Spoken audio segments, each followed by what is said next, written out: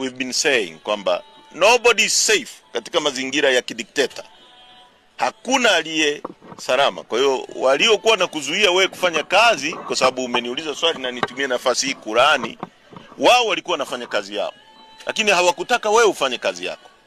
Usipofanya kazi yako, maana yake watoto wako hawatakula, lakini yeye wakati huo watoto wake wanakula.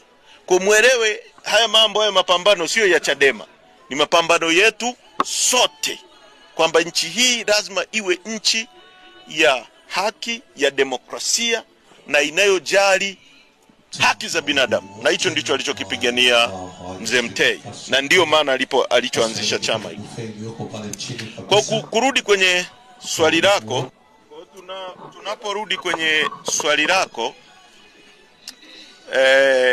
ratiba rasmi haijatoka ya kusema kwamba tumepewa saa moja. Kwa vyovyote vile sisi hapa ni wafiwa, yani hilo lieleweke. Sisi ni wafiwa kabisa. Huyu ni mzee wetu, ni muasisi wa chama chetu, ni mtu mwenye kadi namba 1.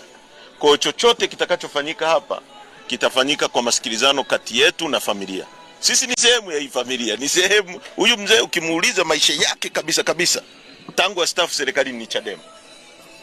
Kwa hiyo hakuna mtu hapa ambaye amekuja hivi na ambaye no, hiyo haipo. Tuache hayo mambo ya mtaani. Tutapata nafasi ya kutosha, na hata kwenye tukio lile rasmi kabisa, nina imani na nina uhakika kwamba Chadema itakuwa visible na itapata nafasi ya kutoa message kwa ajili ya mzee na kwa ajili ya Watanzania.